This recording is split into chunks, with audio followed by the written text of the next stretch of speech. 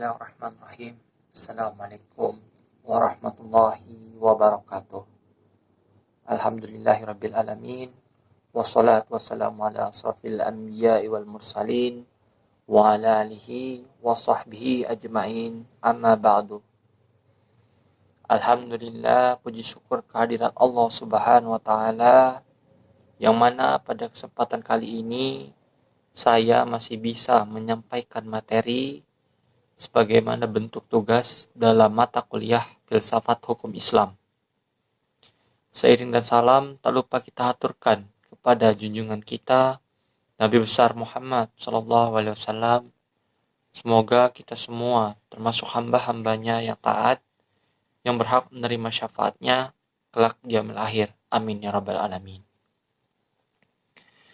Yang kedua kalinya yang terhormat kepada Bapak Hervin Yoki Pradikta MHI selaku dosen pengampu daripada mata kuliah Filsafat Hukum Islam. Sebelum menyampaikan materi, izin memperkenalkan diri. Nama saya Nolan Arbi dengan NPM 2021-0202-14 dari Prodi Hukum Tata Negara kelas A UIN Raden Intan Lampung.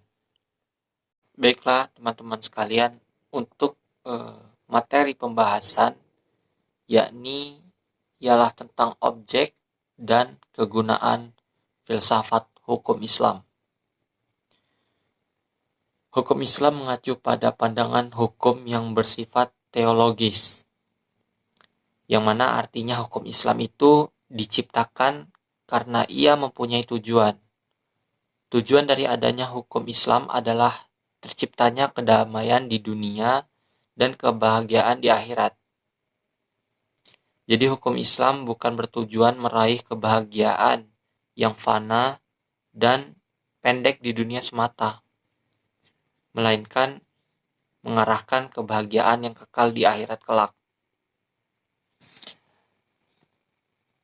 Tujuan hukum Islam merupakan manifestasi dari sifat Rahman dan Rahim, yakni Maha Pengasih dan Maha Penyayang Allah kepada semua makhluk-makhluknya.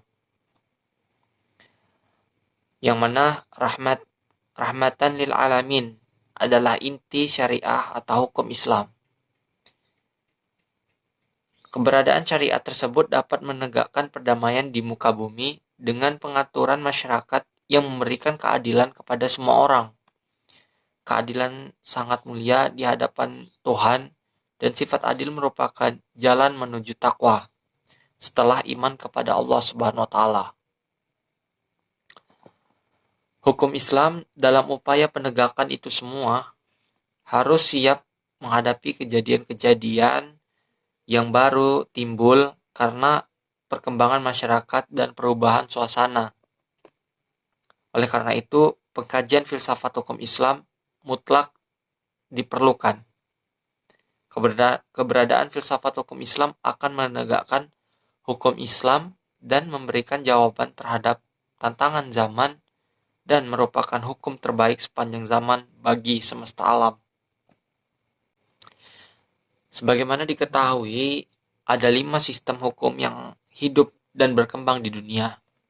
Yakni yang pertama, common law, yang juga dikenal dengan Anglo-Saxon. Yang kedua, civil law, atau bisa disebut Eropa konstitusional. Yang ketiga, custom law.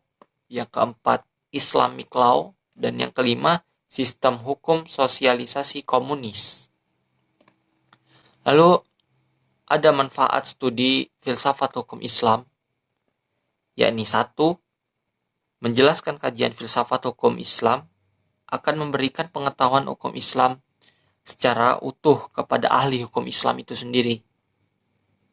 Lalu yang kedua, filsafat hukum Islam diperlukan untuk pengkajian secara mendalam terhadap hukum Islam itu sendiri. Dan yang ketiga, untuk mewujudkan hukum yang berkeadilan yang senantiasa sesuai dengan kondisi zaman. Dan yang keempat, pengkajian filsafat hukum Islam memungkinkan pemahaman Islam secara menyeluruh dengan ilmu-ilmu agama lainnya. Para ahli usul fikih sebagaimana ahli filsafat hukum Islam membagi hukum filsafat hukum Islam kepada dua rumusan, yakni yang pertama filsafat tasyri' dan yang kedua filsafat syariah.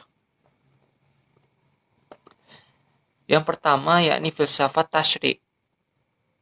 Filsafat tasyri' ialah filsafat yang memancarkan ahli filsafat hukum Islam yang menguatkannya dan memeliharanya. Filsafat ini bertugas membicarakan hakikat dan tujuannya penerapan hukum Islam. Filsafat tasyri' terbagi menjadi 5 kelompok. Yang pertama, Da'aim al-Ahkam, atau yang disebut dengan dasar hukum Islam. Lalu yang kedua, Maba'di al-Ahkam, atau prinsip-prinsip hukum Islam. Yang ketiga, Ushul al-Ahkam, atau pokok-pokok hukum Islam, atau Mashadir al-Ahkam, atau yang disebut dengan sumber-sumber hukum Islam. Lalu yang keempat, Maqasid al-Ahkam, atau tujuan-tujuan hukum Islam. Lalu yang kelima, Qawaid al-Ahkam, atau kaidah-kaidah hukum Islam. Sedangkan berbicara tentang filsafat syariah yang diungkapkan dari materi-materi hukum Islam seperti ibadah, muamalah, jinayah, ukubah, dan sebagainya. Filsafat ini bertugas membicarakan hakikat dan rahasia hukum Islam itu sendiri, yang mana yang termasuk dalam pengembangan filsafat syariah dibagi menjadi 4 golongan. Yang pertama, Asrar al-Ahkam, atau yang disebut dengan rahasia-rahasia hukum Islam.